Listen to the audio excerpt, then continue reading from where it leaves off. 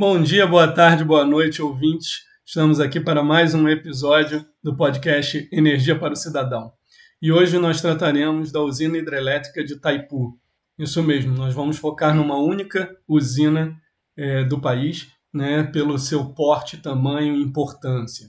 Mas grande parte do que eu quero trazer para vocês hoje aqui é mostrar que a importância dela não é apenas energética, não é apenas a energia que ela gerou esse tempo todo, a importância dela perante todo o país, mas isso é uma visão, eu acho que um pouco simplória, é isso que a gente vai mostrar aqui hoje, de olhar a usina de Itaipu apenas do ponto de vista da energia que ela produz ou da tarifa que essa energia é gerada. Ela foi uma obra monumental, um marco da engenharia civil hidráulica, né, tendo sido à época a maior hidrelétrica no mundo por muito tempo, né, até este século, né, ela continuou sendo a maior hidrelétrica do mundo. Então tem um contexto importante geopolítico que a gente vai apresentar hoje aqui para vocês, né. Vamos começar por ele, né, sobre o contexto histórico e a importância geopolítica da construção de Itaipu, a magnitude dessa engenharia, a importância dela para a economia local, regional e de toda a economia ali da Tríplice Fronteira e do Paraguai e do Brasil, a importância dela para, numa escala agora sim nacional, né, da sua geração de energia, da participação dela em toda a nossa matriz ao longo desses quase 40 anos já de sua existência e as perspectivas futuras dela. Futura sim, porque uma usina desse porte ela não tem uma vida útil definida, vai continuar gerando energia elétrica para a gente por muito tempo e ela passa, e nós estamos perto de um momento muito importante de revisão do custo dessa tarifa devido aos tratados, que é o que a gente vai ver aqui. Então eu fiz um apanhado, né, de tudo que a gente vai abordar hoje no episódio até o fim dele, e fica marcado aqui o tempo para quem quiser ir atrás de alguma informação específica, é só saltar. E aí hoje, então, para conversar aqui comigo, para trazer todas essas informações para vocês, porque não sou eu que estou trazendo, é o José Ricardo da Silveira, engenheiro eletricista, que trabalhou a vida inteira praticamente, né? Chegou lá nos primeiros anos de Itaipu, ele vai passar isso para vocês, a sua história, e se aposentou lá. Então é um cara que conhece lá dentro, passou por todas as áreas, tanto de máquinas e engenharia pesada, quanto a parte econômica, vai trazer toda essa experiência dele para a gente aqui, e eu passo a palavra para ele se apresentar. José, muito obrigado aí por ter aceito esse convite, contribuir. Eu fico muito feliz de trazer alguém de fora da academia, de não trazer só professores para cá. Isso aqui não é uma aula, é um bate-papo com gente, com profissionais do setor de energia, né? E é interessante trazer aquele que trabalhou diretamente com o objeto tratado hoje aqui, que é a usina de Itaipu. Obrigado, José. A palavra é sua. Obrigado a você, Diego, por esse convite. E eu sou um ardoroso fã de Itaipu, trabalhei lá há 28 anos. Eu fui parar lá por uma vicissitude. Eu era engenheiro de Itaipu, aliás, eu me formei em engenharia elétrica, eu sou formado em engenheiro eletricista pela McGill University de Montreal, no Canadá. Me formei, vim morar no Brasil e comecei a trabalhar em Furnas. E, curiosamente, ao longo de bastante desse tempo que eu passei por lá, eu trabalhava no sistema receptor de Itaipu. O que era isso? Nós estávamos preparando as condições do sistema elétrico de Furnas para trabalhar em conjunto com a usina de Itaipu, que era um mega empreendimento, né? E ela trazia várias tecnologias novas, principalmente o elo de corrente contínua. Nós vamos falar um pouquinho sobre isso. Por que Itaipu foi parar com corrente contínua, né? Como é que isso foi acontecer com a usina de Itaipu, né? Então, nós estávamos preparando o sistema receptor, eu estava lá, e nem pensava em ir para Itaipu. Imagina, eu ia morar lá no meio do mato, sair daqui do meu Rio de Janeiro, de Botafogo, para ir para lá. Mas acabei indo. Bom, cheguei lá em 1984 e comecei a trabalhar na área de manutenção, comissionamento de equipamentos, depois passei para a operação. Eu fiquei lá muitos anos, trabalhei na assessoria da diretoria, que via toda essa interligação, essa operação interligada com o sistema, né? Os contatos eram de alto nível, com as diretorias da Eletrobras, Furnas e Eletrosul, e a ANDE do lado do Paraguai. Depois fui trabalhar no gabinete do diretor por algum tempo, assumi a assessoria de planejamento e coordenação da diretoria técnica durante 10 anos, que, além de ver questão de orçamento, ela se preocupava com a venda de energia de Itaipu, né? Então a gente cuidava disso. Depois passei a trabalhar na parte de planejamento corporativo, meus últimos anos lá, né? Foi uma jornada assim muito agradável. Não esperava isso. Fui para ficar 3 anos, acabei ficando 28. Nossa! Passei um pouco do tempo. Por causa dessa trajetória toda, que eu acho que você é uma enorme contribuição aqui ao meu projeto, ao meu canal, ao podcast. Obrigado, José, aí pela introdução. Eu vou chamar agora a vinheta. Enquanto roda a vinheta, por favor, aproveitem para curtir aí o canal, dar aquela curtida, que isso já é uma ajuda tremenda na divulgação, né? E quem quiser, por favor, repasse o vídeo aos colegas. Retornamos logo mais.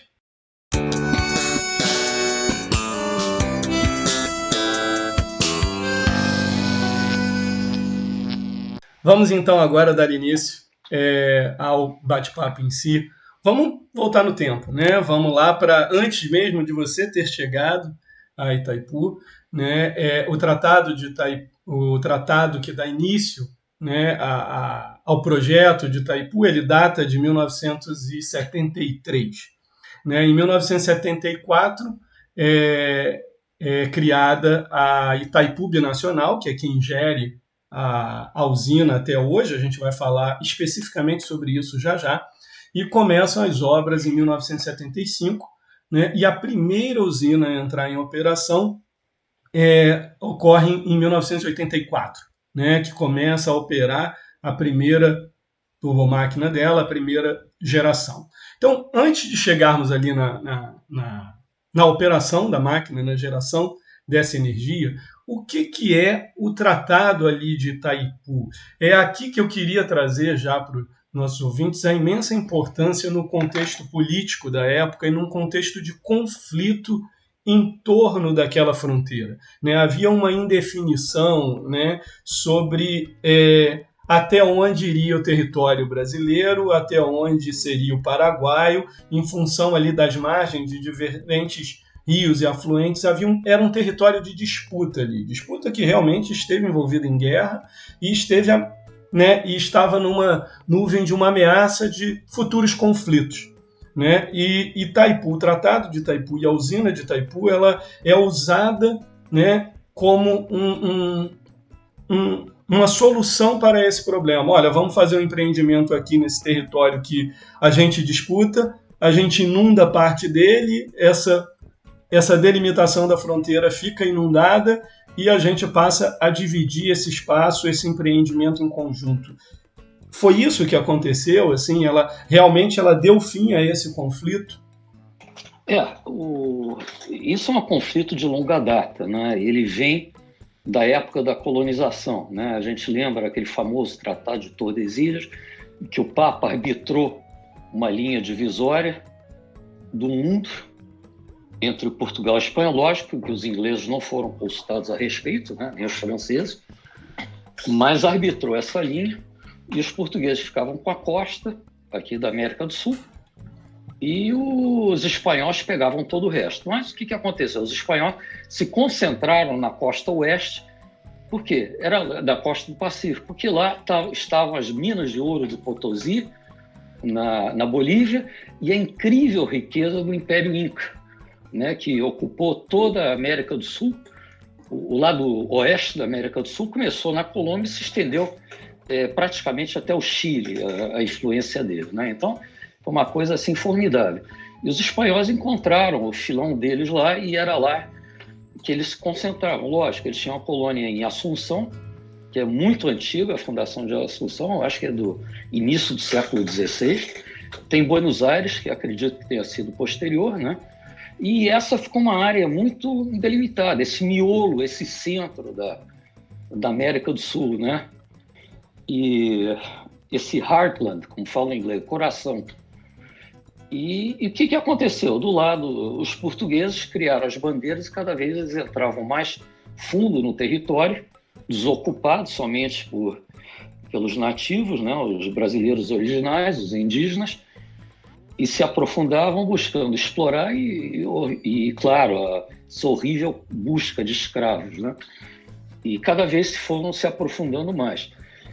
E no frigir dos ovos, quando chegou a época do Império, aquela área não estava muito bem definida, né? Aquela parte do Brasil era praticamente inacessível para nós brasileiros, e as pessoas que queriam ir para lá. Eu acho que isso até perdurou, talvez até o início do século XX, tinham que ir a Buenos Aires de navio, depois subir o Rio Paraná para chegar até aquelas bandas onde estão hoje em dia Foz do Iguaçu e as próprias cataratas, né? Então era uma região muito isolada da fronteira, né? E sempre teve um litígio. Bom, teve vários movimentos de busca de tratado e que nunca resultaram em nada, né? Entre o Império Brasileiro e depois os nossos vizinhos. Na época, o Brasil estava acertando as fronteiras, né, com o Barão do Rio Branco, mas aquela fronteira permanecia sempre em litígio, em conflito. Bom, até que teve a Guerra do Paraguai, que, na realidade, os paraguaios são da Guerra da Tríplice Aliança, né, que para o Brasil foi a maior guerra que nós entramos, mas o Paraguai foi um negócio violento. Eu acho que é importante explicar, porque muito do sentimento paraguaio sobre Itaipu está calcado nessa história. O Paraguai lutou até o fim e parece que eles perderam 80% da população de homens acima de 14 anos. Foi um negócio horroroso, né? Eles lutaram até o fim, o Solano Lopes não se prendeu, ele morreu em Cerro Corá, depois de Assunção está ocupada. Bom, foi um horror. Em cima disso se firmou um tratado de paz, né? Que definiu fronteiras. E o Brasil teve um papel muito importante nisso, porque a ideia da Argentina era extinguir o Paraguai, era ocupar o Paraguai e dividir o território entre Brasil e Argentina. O Brasil se firmou como fiador da existência do Paraguai até para garantir um tampão com a Argentina, um estado tampão com a Argentina, né? Então fomos fiadores dessa independência. Mas ficou sempre uma diferença de fronteira, ela ficou estabelecida na área de Sete Quedas. Bom, o que diz o tratado, assim, de uma forma assim, bem, digamos, simples, né? É que nós chegamos até a primeira Salto Grande de Sete Quedas e ali se puxa uma linha a oeste até a Serra de Maracaju, e você segue o cume dessa serra até chegar ao Rio Apa, se não me engano. Isso já é Mato Grosso do Sul. O que é hoje Mato Grosso do Sul, na época era o estado de Mato Grosso. Bom, na hora que foram colocar os marcos de fronteira, descobriram que havia dois ramais da serra. O ramal norte e o ramal sul, né, o setentrional. O Brasil acreditava que a linha de fronteira passava no ramal setentrional. Aí todos os saltos, no ramal sul, aí todas as cataratas estariam do lado brasileiro, não do lado paraguaio. Os paraguaios não, que isso passava no ramal norte. E, na realidade, é um pedaço de território muito pequeno, né? Mas as soberanias são feitas dessa forma, né? Essas coisas são levadas a sério e ninguém abre mão de nenhum pedaço de território que acredita ser seu direito. E essa coisa foi mais ou menos sendo, a palavra seria empurrada com a barriga ao longo dos anos e do século XX. A região era muito isolada. Mas o que aconteceu no século XX, né? Se descobriu o potencial hidrelétrico dessa região. Curiosamente, o primeiro estudo que foi pedido para fazer nessa época foi em 1953, foi da Companhia de Eletricidade do Rio e de São Paulo. Nem sei se era a Light na época, né? E eles identificaram um potencial de fazer um aproveitamento naquele lugar, já em 53, né? E Ou quando seja, se 20 começou a anos surgir... antes de chegar a surgir o tratado, né? 23 anos. 20 anos, é isso, exatamente. Né? 20 anos antes. E os paraguaios se insurgiram, porque, evidentemente, o Brasil pretendia... Todos esses estudos era construir uma usina e No represar o território rio. que entendíamos como brasileiro, né? Mas o potencial era das quedas. Se as quedas fossem deles, o potencial era deles. Se as quedas fossem nossas, o potencial era nosso, né? A Era gente dividido, né? arbitrando aí, né? A fronteira é totalmente uma arbitragem nossa, né? Pois Humana. é, e a gente faria um desvio de um rio contíguo, né? Tiraria ele de curso para jogar ele na frente, para construir usina. Isso criou uma revolta tremenda no Paraguai, né? Especialmente quando saiu o famoso projeto do engenheiro Marcondes Ferraz, que foi encomendado na época do João Goulart pelo governo para ver o potencial. E ele previa construir uma usina em território puramente brasileiro, mas ia ter que fazer um desvio do rio nas águas internacionais do rio de vários quilômetros, né? Que E afetaria, isso, consequentemente, as populações a seguir, né? O seu uso hídrico para né? diversos fins, né? Exatamente. E isso era um problema terrível, sob o ponto de vista dos paraguaios. Eles acreditavam que aquele rio era tanto deles quanto nosso, né? E nós víamos que aquele trecho não é só nosso. Então isso criou um problema sério. Digamos, houve movimento militar no Paraguai, né? E os militares eles ficaram muito incomodados com isso e teve vários movimentos. Havia até um pedaço de terra na margem oeste do Paraguai e havia um destacamento brasileiro lá, né? Havia uma pequena construção, galpões, é o tal de Porto Renato. E aí o que aconteceu? No meio desse tumulto todo, um destacamento brasileiro entrou lá, ocupou e içou a bandeira. Quanto tinha era uma vila assim, sem maiores identificações de origem, não havia problema. No momento que se içou a bandeira lá, se criou outro conflito lá dentro, né? Nessa época nós já estávamos com o governo militar aqui, a ditadura, que foi a partir de 1964, e a situação ficou complicada com o Paraguai, né? Foram mandadas várias missões para negociar com o Paraguai. Uma foi em 1966, e dessa missão, dessa conversa, é que se chegou a um acordo, né? Para aproveitar aquilo de forma conjunta. E se assinou o que viria a ser o precursor do Tratado de Itaipu. São as Atas do Iguaçu, que foram assinadas em Foz do Iguaçu e na cidade paraguaia, na época, que era Porto Presidente Stroessner. Hoje em dia é Ciudad del Este. Bom, então naquela época se assinou aquela ata do Iguaçu, que já previa um desenvolvimento conjunto, e aquela ata ela já assentava, as principais pontos do Tratado de Itaipu. Seria algo que pertenceria em condomínio aos dois países, que não criaria variação de fronteira, né? Porque se imaginava que empreendimento ocuparia um e outro lugar.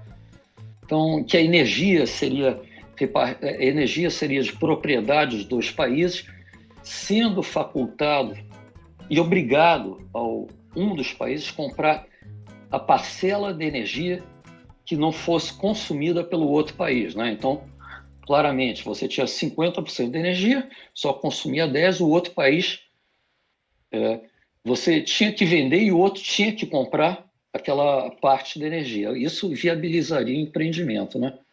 Isso foi em 1966.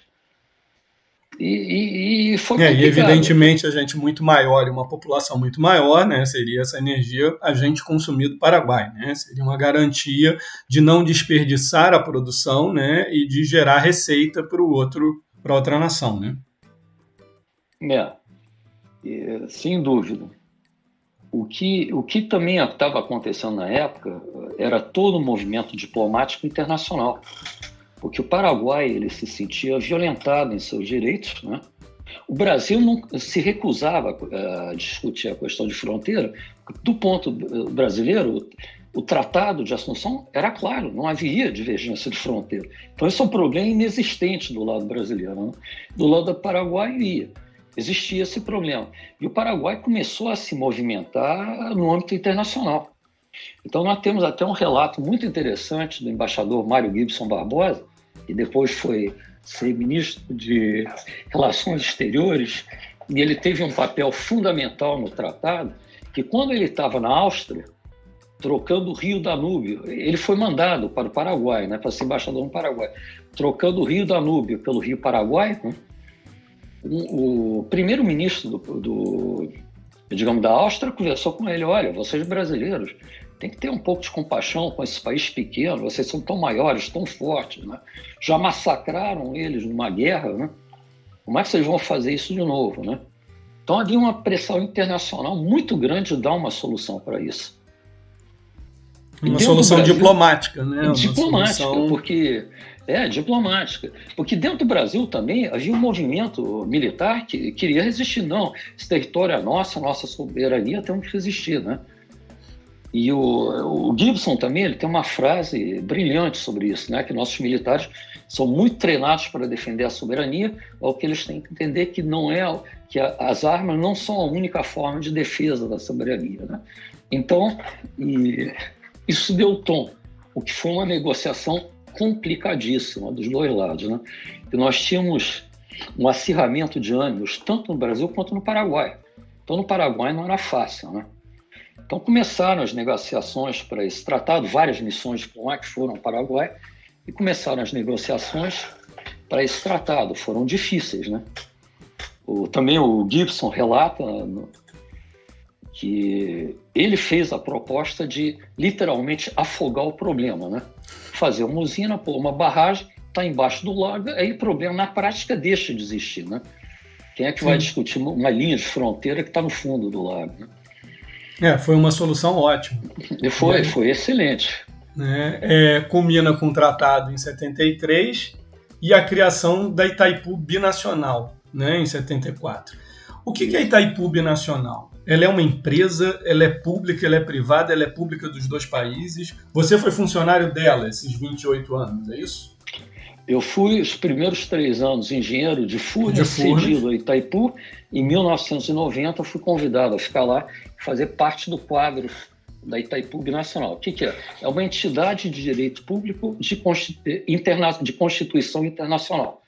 Ela pertence por igual aos dois países. Então, 50% do capital que foi aportado é brasileiro, o outro 50% é Paraguai. Todas as propriedades pertencem em condomínio ao Brasil e ao Paraguai. Tá? Então, tudo lá, vamos falar do galpão que existe do lado brasileiro, onde estão armazenadas as pressas da usina, até, digamos, o viveiro florestal que está lá no Paraguai, aquilo é propriedade em condomínio dos dois, porque é propriedade da Itaipu. Tudo que é da Itaipu pertence aos dois, naturalmente. Mas essa instituição, ela não cria uma diferença nas fronteiras, quer dizer, as fronteiras estão mantidas, né? Simplesmente ela cria uma área especial binacional em que há um livre trânsito das pessoas ali dentro para fazer as atividades relativas à operação da usina, né? Da usina e a preservação ambiental. Bom, essa entidade, ela pertence metade ao Brasil, sendo a Eletrobras acionista, proprietária da metade dela, e da metade paraguaia, quem faz a gestão é a ANDE, que é a Administração Nacional de Energia Elétrica, que é equivalente ao Paraguaia da Itaipu.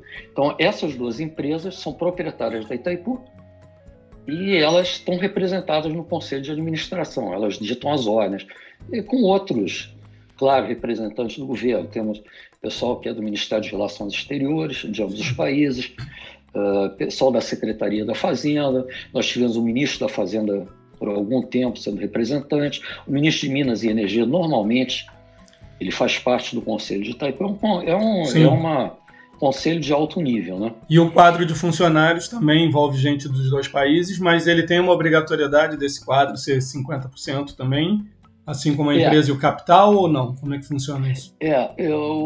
Essa é uma obrigatoriedade que se digamos, que se estabeleceu, né? Ter meio a meio o quadro de funcionários da Itaipu. Hoje em dia são 2.800 empregados, 1.350 são no Brasil, um número um pouquinho maior Paraguai. Mas isso criou também um grande problema, né? Foi objeto de uma discussão, porque o Paraguai dizia, não, metade dos recursos aqui são meus, então se eu contrato pessoal mais ou menos, o problema é meu, né? Você contrata o que você quiser com a parcela do dinheiro e eu contrato quem eu quiser. Mas houve um acordo e se chegou a uma paridade bem exata. Sendo importante dizer que nas áreas de produção a paridade é absoluta. Brasileiros e paraguaios trabalham juntos, sentados lado a lado, digamos, nas mesmas instalações, estejam elas do lado brasileiro, estejam elas do lado paraguaio. As gerências estão escalonadas, tem brasileiros e paraguaios em todos os níveis, né? E só tem um, e se responde um ao outro, né? Isso vem funcionando bem desde 84. Sim, é uma empresa, né, gerindo e administrando aquele espaço, aquelas máquinas, o funcionamento e, obviamente, fluxo de caixa disso daí, né? Então... Eu só queria fazer ressalva. Na parte técnica, isso é muito claro, né? Digamos que há um interesse claro em você manter a usina operando dentro dos melhores padrões técnicos, né? Quer dizer, há uma coincidência de interesse. Mas nas outras diretores isso não está claro. Quer dizer, há os interesses paraguaios, há os interesses brasileiros. E, de alguma forma, eles têm que ser harmonizados. Nem sempre eles são convergentes. Entendi. Eu quero entrar, né? Não, imagino. E a gente vai entrar em breve, né, no contexto aí socioeconômico local, né, regional, e vamos comparar aí as populações, né, a importância, né, a magnitude. Se Itaipu é uma imensa usina, né, com toda uma importância histórica, né, no porte de geração para o nosso país grande como o nosso, imagino que ele é para os números do Paraguai, né? Mas a gente vai entrar nisso já já. Agora, como a gente está falando de uma região de tríplice fronteira, ainda ficando na questão mais geopolítica e espaço, onde é que entra ou não entrou em momento nenhum a Argentina na discussão? Houve um debate disso ser, ao invés de binacional, de ser trinacional?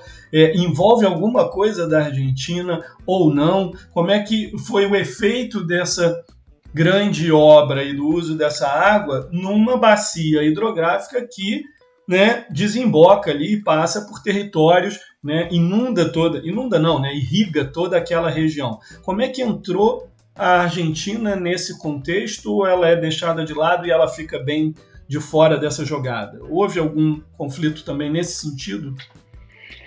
A questão com a Argentina foi uma questão complicada, embora não apareça. A empresa é binacional, pertence ao Brasil e ao Paraguai.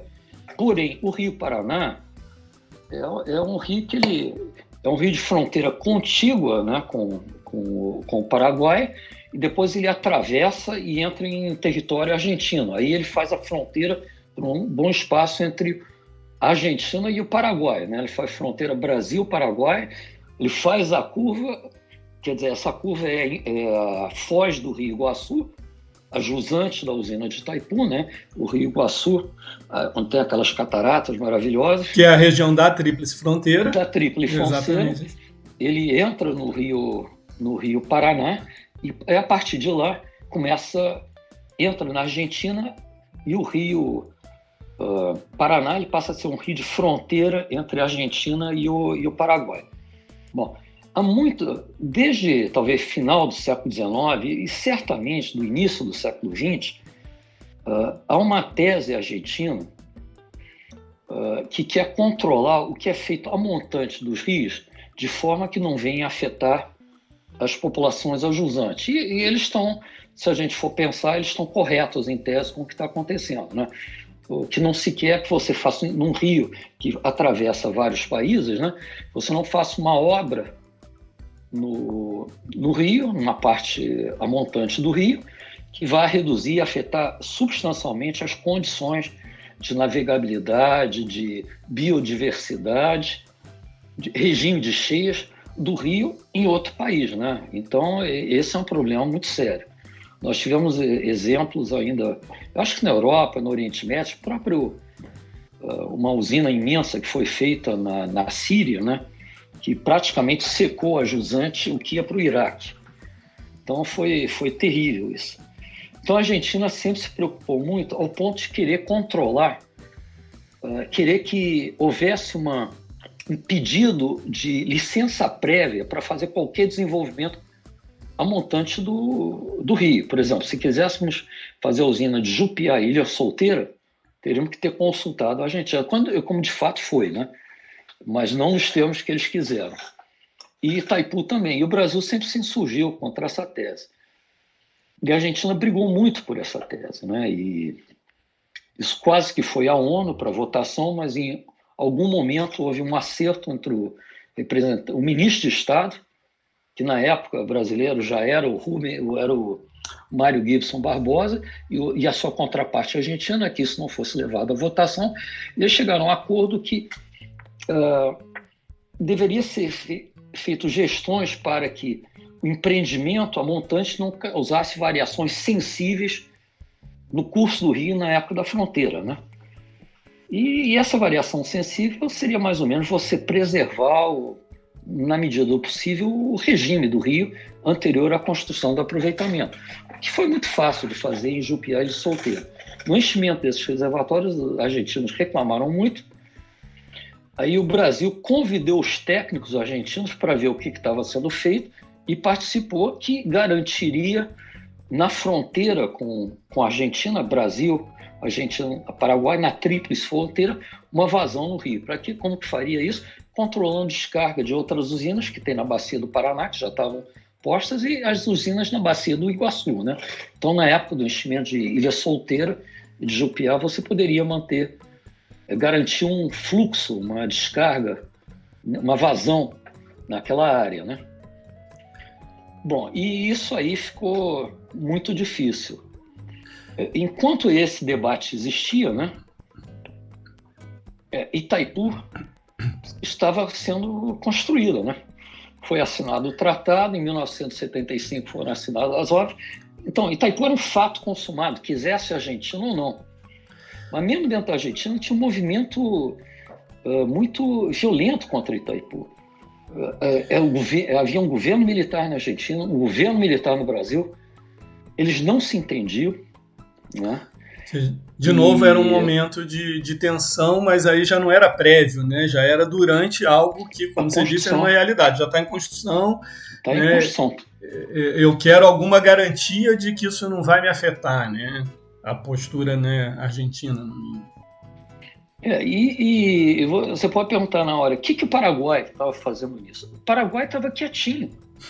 Porque o Paraguai, ele, acho que foi em 1930, ou há muito tempo atrás, ele já tinha assinado um acordo com a Argentina para construir no Rio Paraná, mais ou menos 200 quilômetros rio abaixo de Itaipu, da fronteira, uma usina, que é a já existente usina de Yacyretá.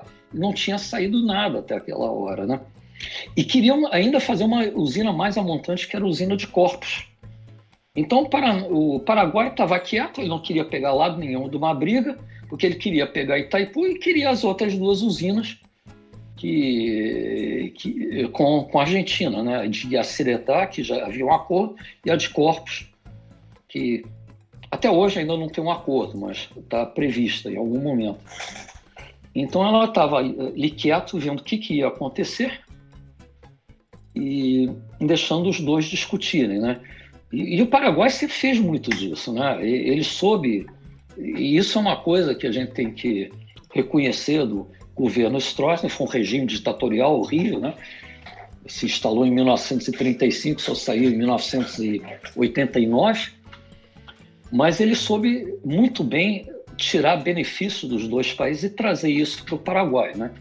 Então ele foi muito hábil em manipular ambos os países, tanto a Argentina no caso, então, quanto o Paraguai. Essa construção e esse início da história do Itaipu, ele é, então, um êxito diplomático também por parte do Paraguai, né? Diplomático e econômico, né? Isso. O Paraguai foi um troço assim extraordinário. É um grande empreendimento para aquela nação, né?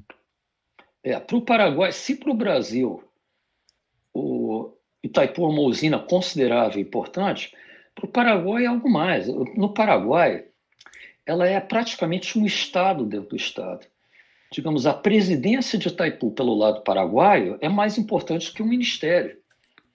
Entendi. É o porte, é um pouco do que eu ia entrar aqui, né? Por exemplo, hoje, Foz do Iguaçu, né, tem 260 mil habitantes. Né? Puerto Iguaçu, que é o pedaço paraguaio, hoje em dia tem cerca de 100 mil habitantes. Então, o que eram essas duas vilas, talvez, se é que existissem, na década de 70, quando se começa a construção ali de Itaipu? Né? Então, assim, a população de todo o Paraguai é um pouco maior hoje, são 7 milhões e 100 mil habitantes. Né? Isso é pouco mais do que a cidade do Rio de Janeiro. Não estou falando do estado. O estado do Rio de Janeiro tem 17 milhões de habitantes. A cidade do Rio de Janeiro, a Grande Rio ali, não chega a 7 milhões. Então, toda a população do Paraguai é um pouquinho maior do que a população da cidade do Rio de Janeiro. Então, a importância econômica de um empreendimento, que era a maior usina, até bem pouco tempo atrás, do mundo, né? Isso é um grande empreendimento de engenharia, gera muito emprego e gera, né, divisas ali, até porque ele não consumia, né, grande parte dessa energia. Né? Vamos falar, daqui a pouco nós vamos entrar nos números, né, na quantidade de turbinas. Hoje, Itaipu tem 20 turbinas, né, 10 paraguaias, 10 brasileiras, mas o Paraguai consome ali ainda em torno de 2 a 4 dessas turbinas e o resto eles exportam para a gente. Como é que é? Aproveita e traz esse contexto da inauguração ali, a década de 80. Quando ela inaugura em 84, com quantas usinas ela começa a operar ali na década de 80? Como é que era esse contexto local ali, nesse início da indústria, da usina? Voltando um pouco ao começo, daquela região são 3 cidades, né? Nós tínhamos Foz do Iguaçu. Do lado argentino tem a cidade de Puerto Iguaçu, onde você tem acesso ao lado argentino das cataratas, e do lado paraguaio, que desde 66 ele está unido pela Ponte da Amizade, outro fruto da APA das Cataratas, né? Nós tínhamos a cidade que é Porto Presidente Stroessner, né? E daquelas cidades, na realidade, a maior delas era Puerto Iguaçu. Era mais importante, mais relevante no passado, né? E quando veio a usina de Itaipu se instalar lá, e foi um afluxo imenso de pessoas, né? Nós tivemos uma época lá com mais de 40 mil pessoas trabalhando, em ambas as margens, mais de 40 mil trabalhadores. Então veio gente do lado brasileiro, que nós tínhamos equipes de barrageiros, como são chamados os operários, que se especializam em trabalhar em usinas, que eles tinham rodado o Brasil todo, construído todas as usinas de São Paulo, usinas de Furnas, usinas da Sesc, né? E quando veio o grande empreendimento do Itaipu, eles foram para lá, houve um afluxo tremendo de gente, né? E o impacto na região foi tremendo, vendo toda essa gente. Itaipu, ela, na época, ela construiu habitações, hospitais, escolas, né, para alojar todas essas pessoas que vinham. Isso foi construído do lado brasileiro e do lado paraguaio igual. Dos dois lados. Porque do mesmo jeito que vieram brasileiros para cá, veio uma quantidade imensa de paraguaios trabalhar lá na usina. Que outro emprego, que outro trabalho de grande porte existia no Paraguai? Não existia nenhum. E, na realidade, nem hoje existe, né? Algo, digamos, da equivalência de Itaipu como lugar para trabalhar. E então houve um afluxo imenso de gente para lá e a região cresceu, né, brutalmente, com todos os problemas que isso traz, né?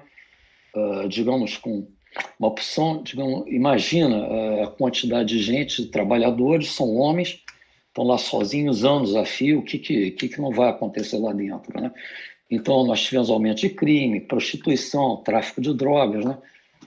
Quer dizer, ficou um lugar complicado, perigoso. Um lugar que cresce muito rápido, acaba havendo uma certa desordem, né? Gerando uma alta de custos em alguns setores, uma exploração, né? Uma especulação imobiliária, um crescimento. É claro que todo esse fluxo de dinheiro ali é bom e aqueceu e gerou desenvolvimento, emprego e a economia toda local, mas ela traz alguns, né, percalços nesse meio tempo aí.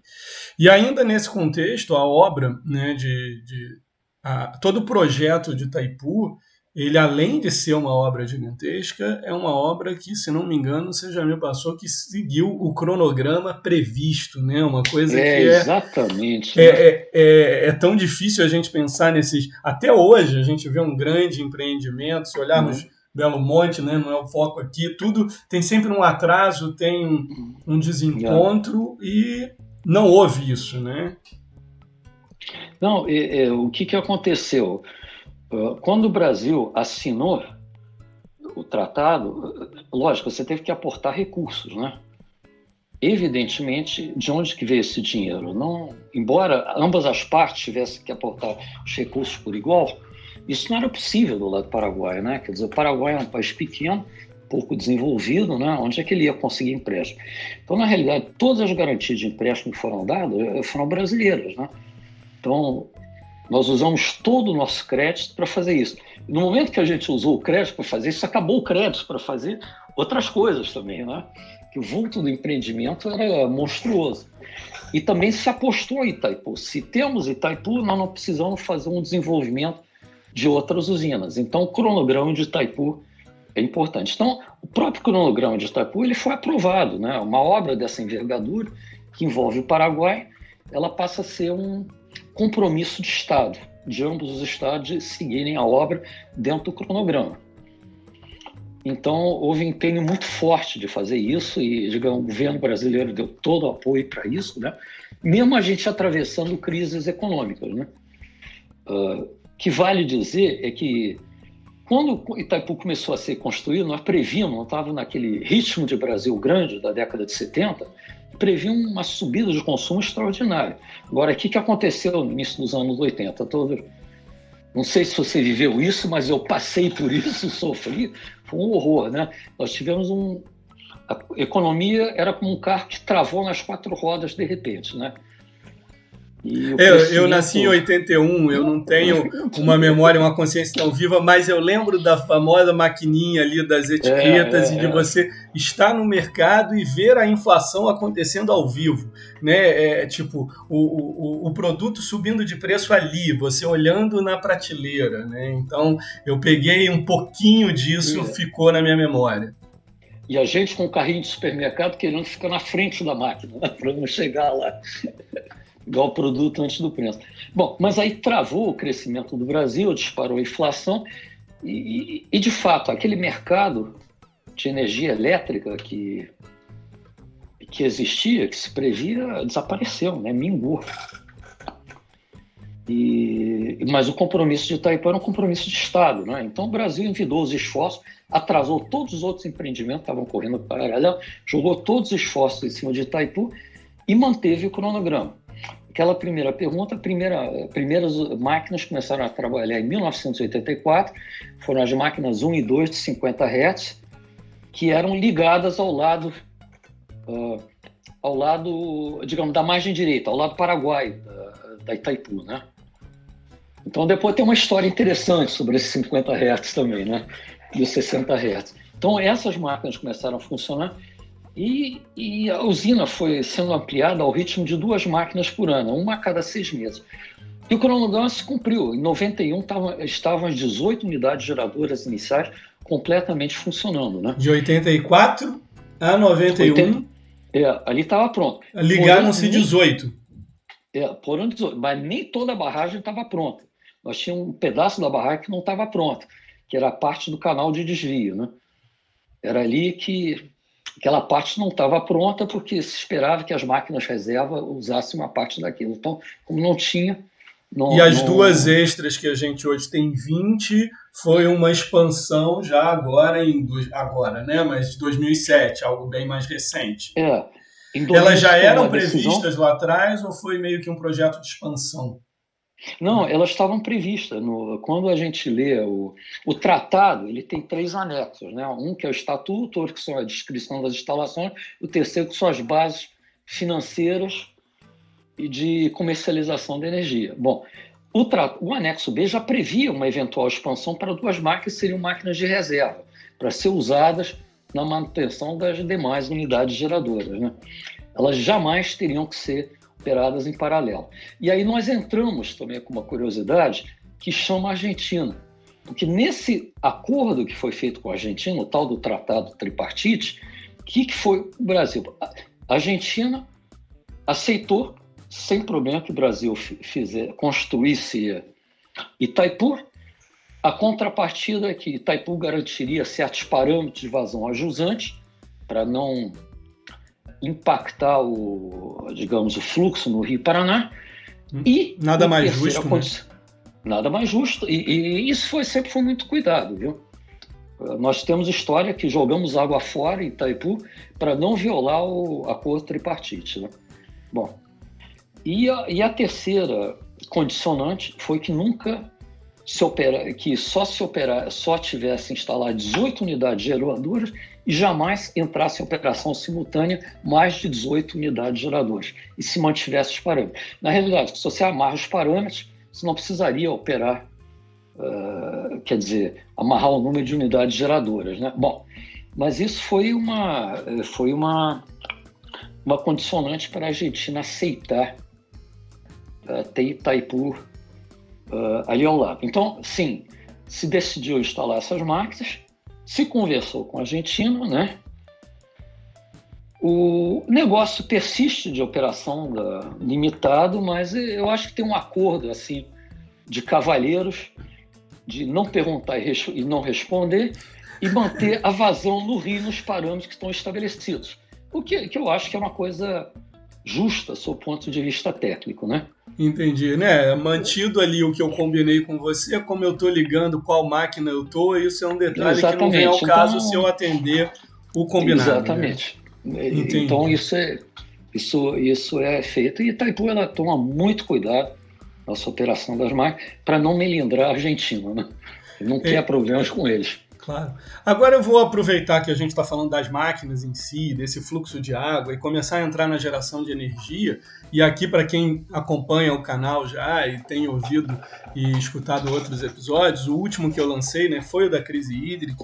Eu até tratei ali, mas vou repetir para quem não ouviu, um pouco do que eu vou abordar aqui agora sobre dois tipos de energia, dois tipos de usina hidrelétrica, né? Nós temos a hidrelétrica a fio d'água e a hidrelétrica Sim. de reservatório. Né? O que é a hidrelétrica fio d'água? Né? É a hidrelétrica que opera com o fluxo do rio. Né? Pensa uma pequena roda d'água num córrego, né? Que a água está ali batendo na roda de baixo e está rodando aquilo ali. Se o rio baixar um pouquinho, a roda não tem fluxo, ela desliga, o rio sobe muito, movimenta bastante aquela roda. Ou seja, é o fluxo, é similar à geração eólica. Eu tenho vento, o aerogerador roda, eu estou com menos vento, ou sem vento, o aerogerador para. E eu tenho a de reservatório, onde eu crio, né, uma grande piscina, uma enorme piscina, com uma diferença de altura grande, né, do reservatório lá em cima, com as máquinas ali embaixo. Eu tenho uma queda d'água, é como se fosse uma cachoeira represada, e eu ligo aquela cachoeira dentro de uma máquina e opero na de reservatório. A usina de Itaipu, né, a gente está falando aqui, já repeti algumas vezes que foi por muitos anos, por algumas décadas, a maior usina hidrelétrica do mundo. Entretanto, né, ela é a fio d'água, o que contradiz um pouco o nosso visual, ao olhar aquela magnitude toda. De fato, ela é considerada uma usina a fio d'água, ela trabalha mais com seu fluxo e não tem essa capacidade toda de reservatório e de energia potencial gravitacional dada a sua altura do reservatório. Não é a altura, é o fluxo de água que gera a energia de Itaipu, e nós estamos falando apenas de um rio com um fluxo imenso de água. É isso? Bom, é isso, né? Nós temos o reservatório de Itaipu, se você for olhar em números absolutos, é imenso, são 1.350 quilômetros quadrados de superfície, né? É muito grande. O brasileiro gosta do número em campos de futebol, mas eu não faço a mínima ideia de quantos campos de futebol daria isso. Alguns milhares, provavelmente, né? Vários, aliás. Né? E são 170 quilômetros de extensão. Também não sei quanto é isso em campos de futebol, né? Mas é muito. Bom, e o armazenamento do reservatório como um todo, eu vou dar um número que é absurdo. Se chama 29 quilômetros cúbicos de água. É muita água. É muita água. E desses 29 quilômetros cúbicos de água, 19 são úteis, né? Que você pode gerar. Eles estão numa linha que são capazes de serem turbinados.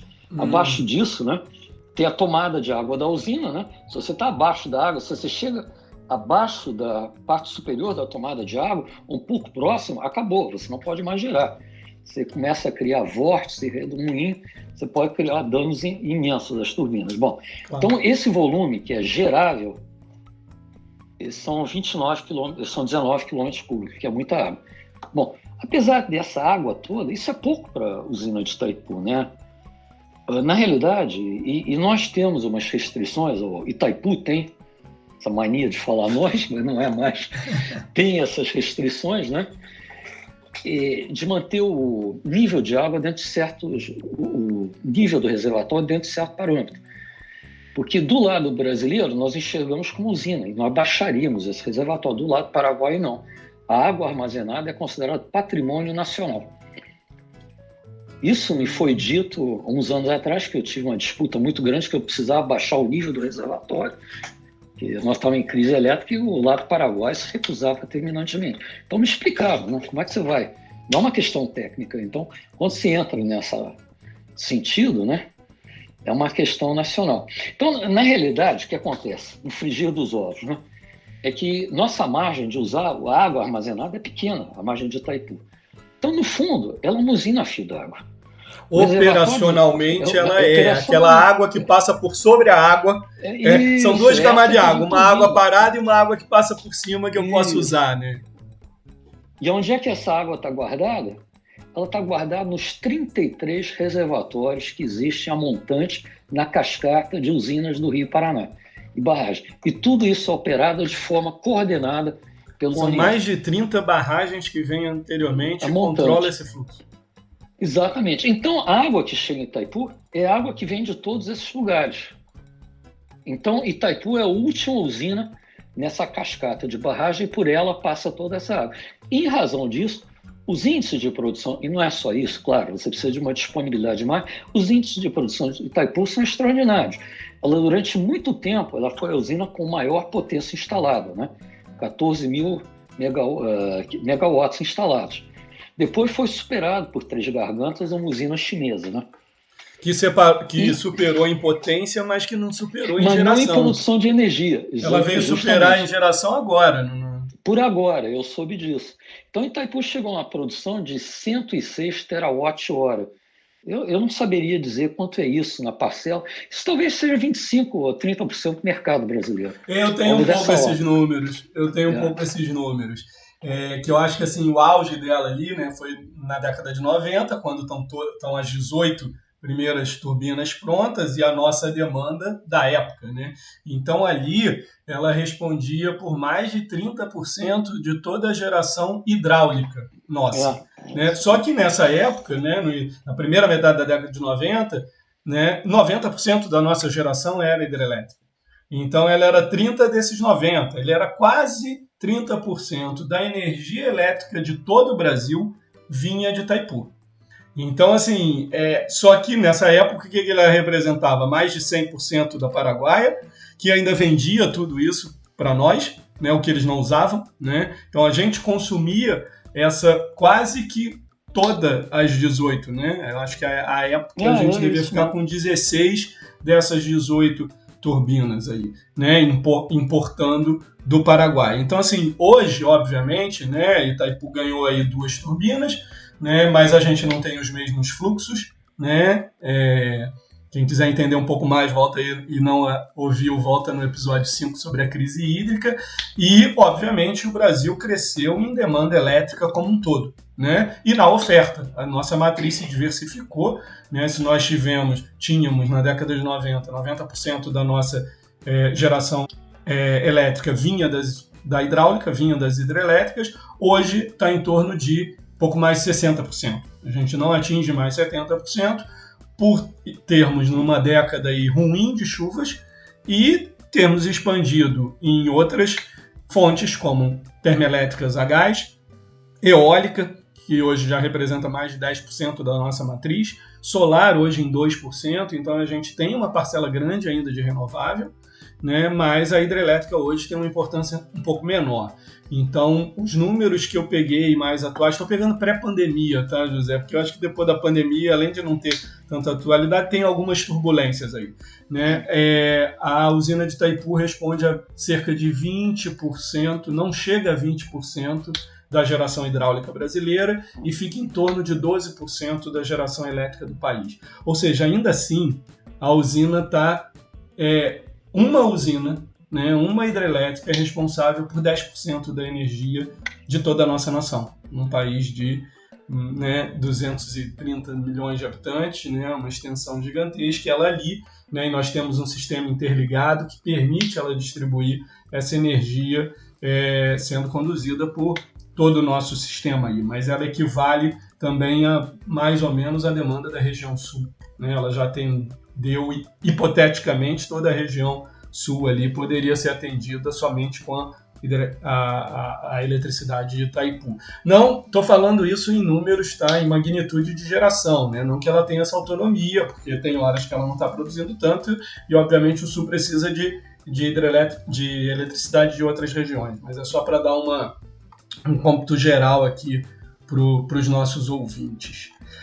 E aí, nesse contexto da geração, vamos entrar um pouco no custo, José. Você falou aí que era uma obra gigantesca, que o Brasil garantiu essa receita, que ele atrasou outras obras, que ele conseguiu empréstimos, que ele teve que garantir para o lado paraguaio, mas isso nós estamos falando da sua construção, né, que começa na década de 70, termina ali, vamos chamar em 91, com as 18 turbinas operando, mas isso já se pagou.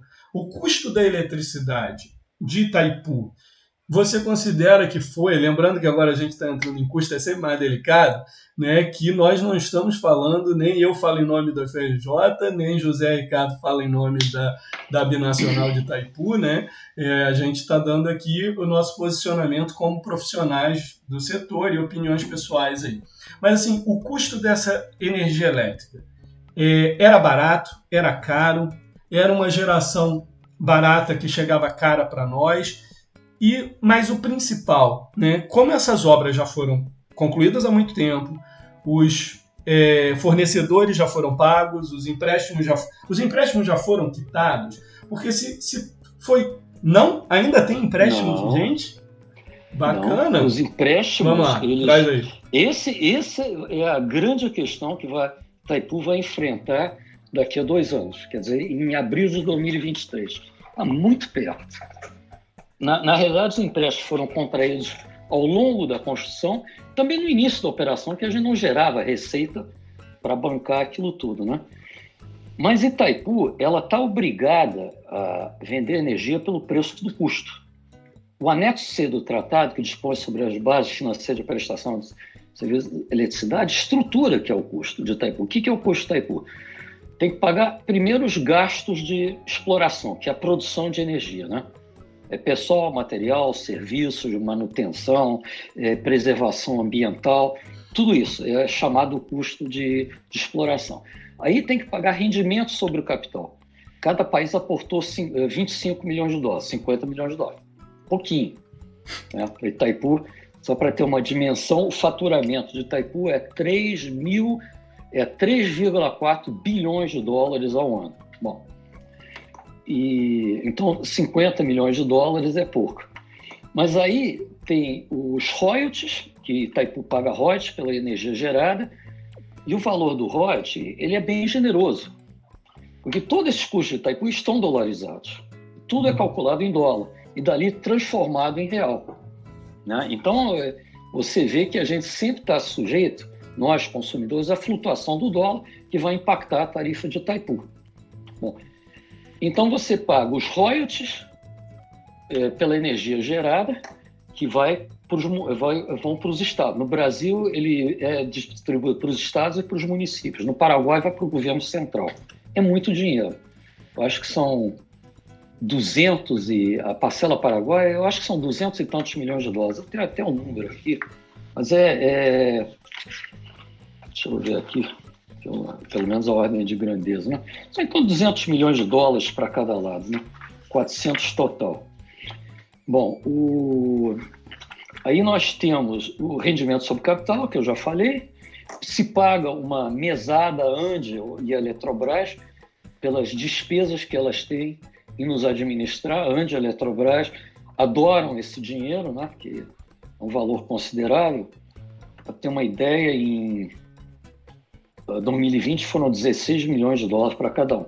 E aí nós chegamos à despesa principal, que é juros e amortização.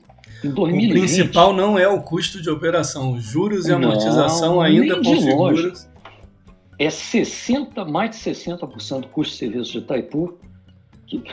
Bom, você estrutura tudo isso, você tem a tarifa, mas claro, o componente que mais pesa, 60% desse componente, é a amortização de empréstimos, os encargos financeiros. Então, em 2020, isso foi mais de 2 bilhões de dólares. E tinham que ser amortizados, de um faturamento de 3,3, né? Nossa, então assim... Bom, então, os números são esses. Ou seja, então, o que a gente paga em cima disso. O que a gente paga da eletricidade de Itaipu hoje ainda é mais de 60%, né, para pagar empréstimos e custos financeiros, né, o setor financeiro, bancário, etc. E, né, eu já falei, inclusive falei disso no meu canal do Instagram, quem não segue ainda procura lá, Professor Malagueta. Eu trouxe uma vez, eu fiz uma postagem lá falando sobre esse impacto da eletricidade dela ser dolarizada. Ou seja, a flutuação cambial interfere no preço que a gente paga, né, em real para a tarifa que vem de lá. Agora, esse custo bancário, financeiro, ele está para acabar? Porque a partir do momento que eu não tiver mais, né, na verdade, né, estamos falando ali, Itaipu não tiver mais que bancar essa parte financeira, então há uma perspectiva de despencar o custo da tarifa.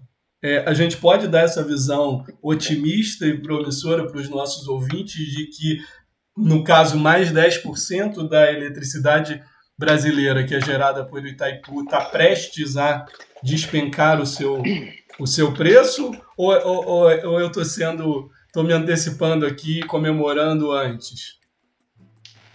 Olha, Diego, os documentos oficiais dizem que isso tem que ser feito.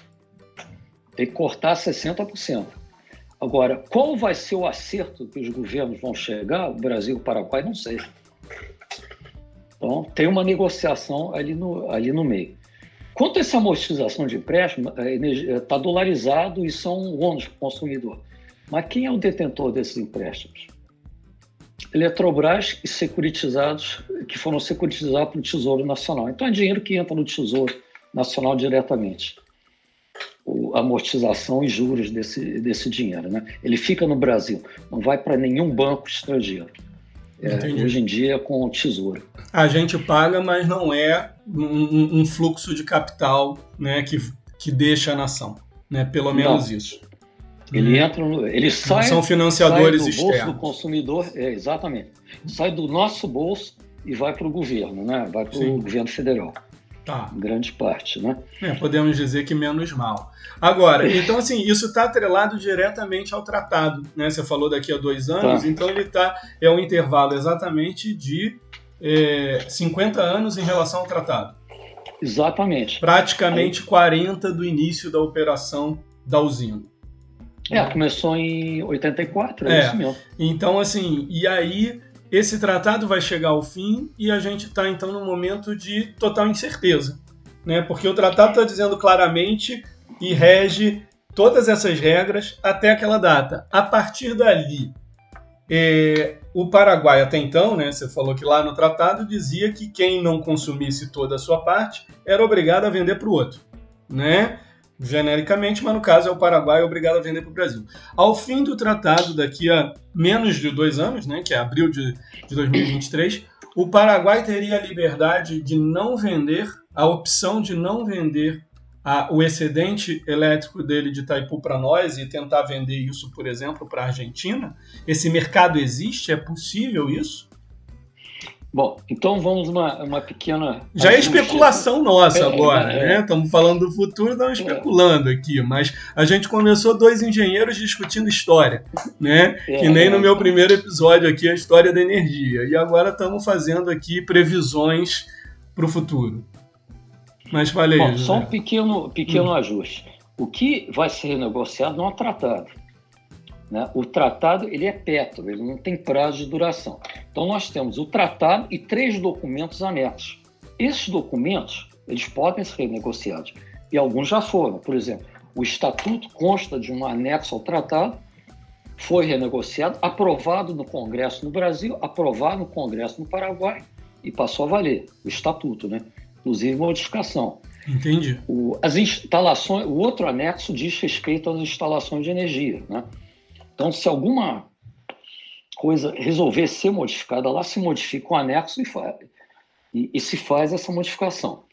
O anexo C são as bases financeiras de prestação de serviço de eletricidade.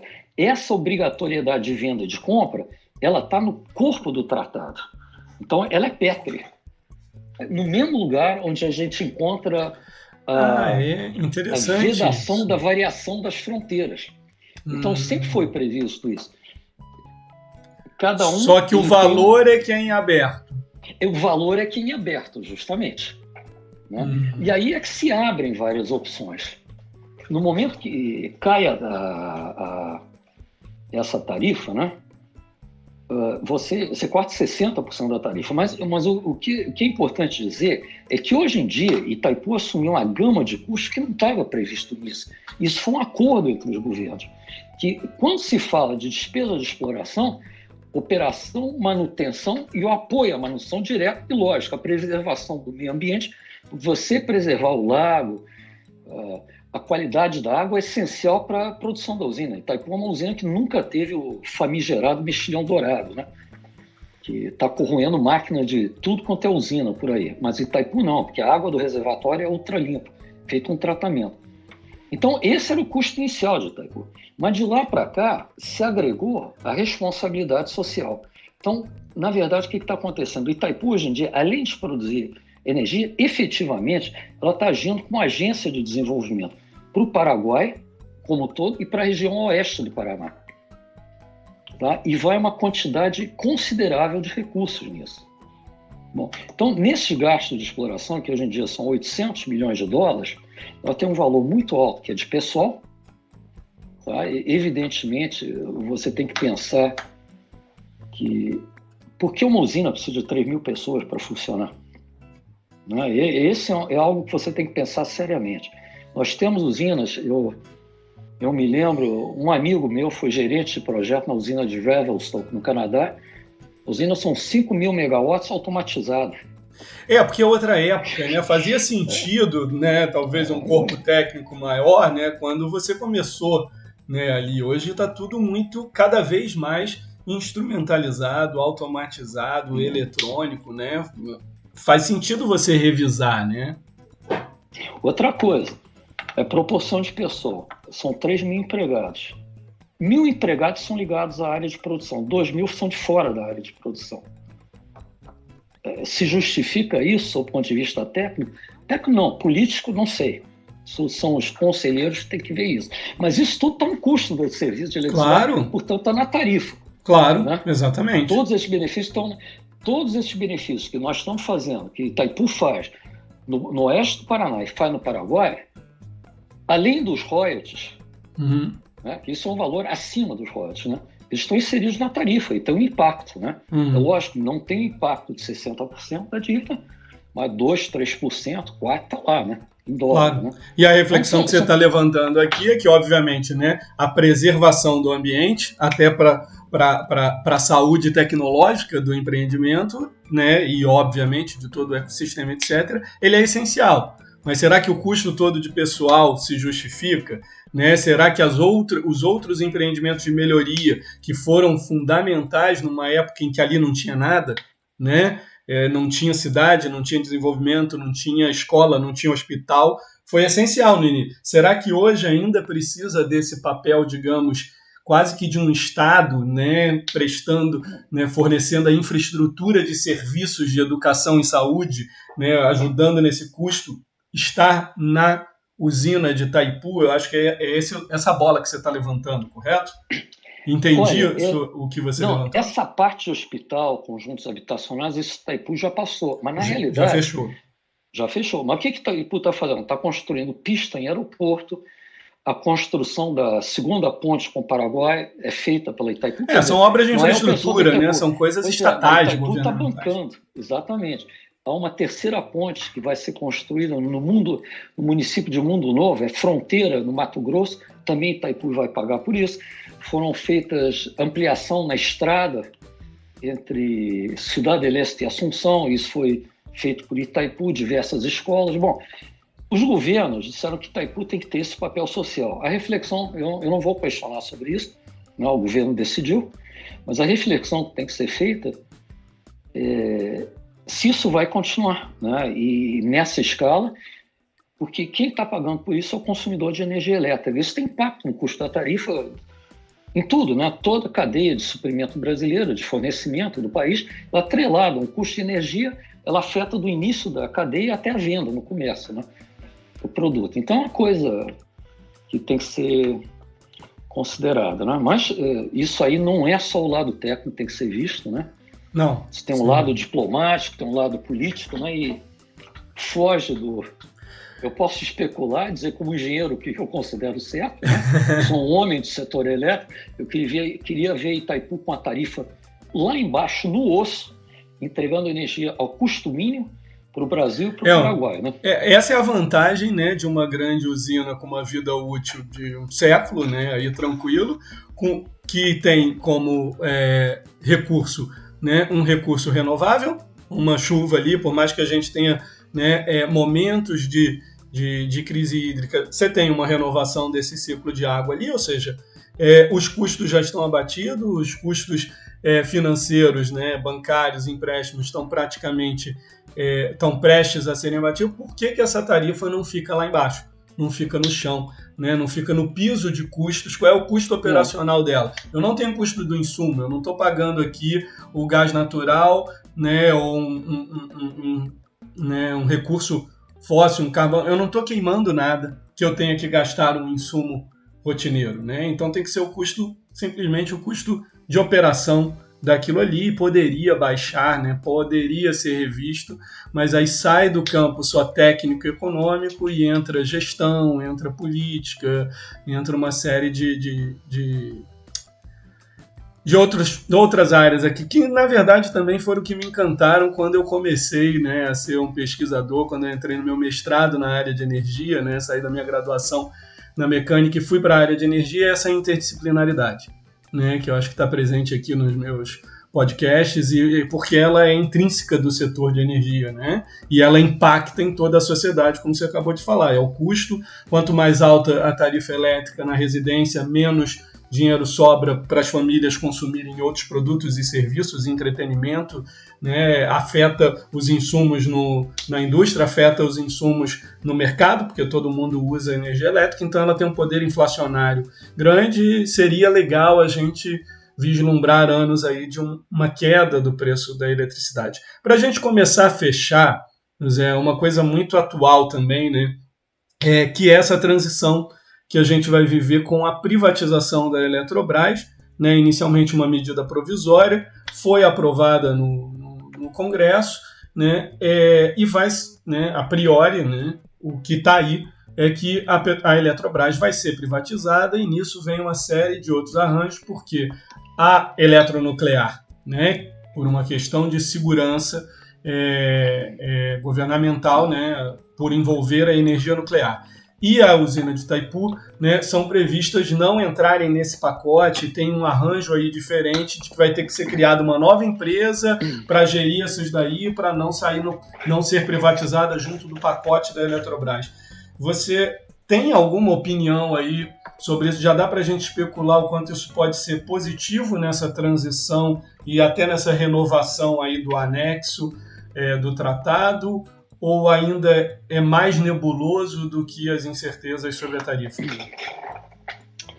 Olha, eu vejo isso nebuloso. A parte não, você falou muito bem, digamos, a propriedade ou o controle do governo sobre Itaipu vai ser preservada, porque ela vai ser transferida para uma sucessora da Eletrobras, um órgão de governo, que vai fazer a gestão juntamente com a Eletronuclear. essa parte eu acho que fica tranquilo. Agora, nós vamos entrar em outro mundo, né? Com essa privatização. E eu, sinceramente, não sei quais vão ser as pressões em cima da Itaipu. Porque até hoje, a situação da Itaipu e da Eletrobras é muito confortável, né? Porque Itaipu gera porque todo esse valor que eu estou dando de tarifa, né? Você falou custo de eletricidade, eu fiz uma conta rápida aqui, conta de padeiro, né? E está dando $45 o megawatt-hora da energia, da garantia de energia, né? Não é o total, não é a média de geração. Se é caro ou não, eu acho, sei lá, está assim, 200 e tantos reais, quase 300, né? Esse é o número, eu não tenho quais são os números agora, não sei mais. Mas, de qualquer jeito, vai ser uma relação complicada. Com o setor, a gente não sabe como é que as negociações vão se desenvolver, como é que Itaipu vai exercer seu papel de... O controle da operação, que é importante para a gente até preservar a integridade dos geradores nesse novo ambiente, né? Vai continuar o ONS, ele vai continuar com essa força. Enquanto tiver, tá ótimo. A Itaipu trabalha dentro do ONS. Essa é uma das questões, né? Eu também não vejo essa insegurança na questão da geração, da energia. Tudo isso eu acho que continua operando. É mais de, tipo, quanto isso pode ter um efeito no custo, né, da tarifa. Pois é, que é a grande mas eu incógnita. acho que tem perdão, eu interrompi, mas eu acho que vai haver uma grande pressão para Itaipu baixar o custo. O que eu vejo? Isso fecha com aquela ideia de 2023. O que eu veria, José Ricardo, como um cenário ideal, eu como engenheiro? Eu veria Itaipu produzindo ao menor custo possível, né? Um custo mínimo, otimizando, acabando custos financeiros, reduzindo brutalmente as despesas de exploração, sem deixar de fazer o que é realmente importante, inclusive os papéis de agente de Estado que os governos vão atribuir. Se o governo atribuir o papel, tem que fazer. Não, a gente não pode criticar isso. É a regra do jogo, né? E fornecendo energia a esse valor. Agora, o que eu vejo é quem recebe essa energia de Itaipu vendendo no mercado, porque vai comercializar essa energia e essa energia vai ser barata. Nós vamos tirar do preço de $45, nós vamos vender isso por $27, é isso? Estou fazendo essa conta assim de cabeça, não sei se está certo. Vai dar uns $27, $26 por... Mas será que ele vai chegar a $27 para a gente? Porque pode ter um atravessador aproveitando o mercado, né? E comprando e revendendo, digamos assim. Atualmente, o que acontece? Você tem a tarifa de repasse. A Eletrobras tem alguns custos, né? Custo financeiro, às vezes tem oscilação de dólar, tudo isso insere aquilo e passa. Mas, basicamente, o que se paga hoje pela energia de Itaipu é a tarifa de Itaipu com um pequeno acréscimo, né? Sim. A Eletrobras tem que pôr por causa da dolarização da tarifa.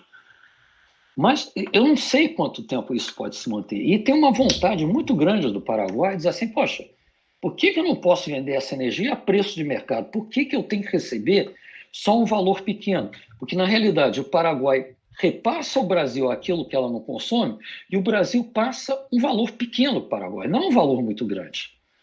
Passa o Paraguai. O Paraguai, eu acho que o que eles ansiariam, eu se fosse Paraguai, eu brigaria para vender energia de Itaipu no mercado brasileiro diretamente. Entrega para a Eletrobras ou para uma comercializadora instituída no Brasil e vende. E, por outro lado, eu acho que a Eletrobras também tem que pegar e vender essa energia, tem que haver uma competição no mercado, imagino eu, né? E para que até se busque as formas mais eficientes de geração de energia, você migra para solar, migra para eólica, porque afinal de contas, né, nós estamos com uma crise hídrica horrorosa aqui. Sim. Mas será que isso não vai passar a ser o novo normal? Talvez a gente esteja numa situação muito ruim, mas será que nós vamos voltar àquela situação dos anos 80, dos anos 90, com abundância de água? Não vai ficar piorado daqui para frente? Acho que ninguém mais acredita ou aposta nisso, né? Pelo menos não quem entende e se debruça seriamente sobre o setor. Ô José, muito obrigado. Olha, e aqui eu lembro aos nossos ouvintes que eu gosto de colocar alguns links na descrição do vídeo com algumas fontes importantes aí. Então, muito do que foi falado aqui, eu colocarei alguns links, né, por conta própria, indicados pelo Ricardo, para quem quiser se aprofundar um pouco mais na pesquisa. Por favor, curtam, compartilhem e acompanhem aqui as novas produções aí no canal. Mais uma vez agradeço. José, obrigado mais uma vez. Quero saber se você quer falar mais alguma coisa aí para os nossos ouvintes. Não, eu só quero agradecer por essa oportunidade, né, de falar para você e para a sua audiência, né, sobre Itaipu, que é um tema que me fascina.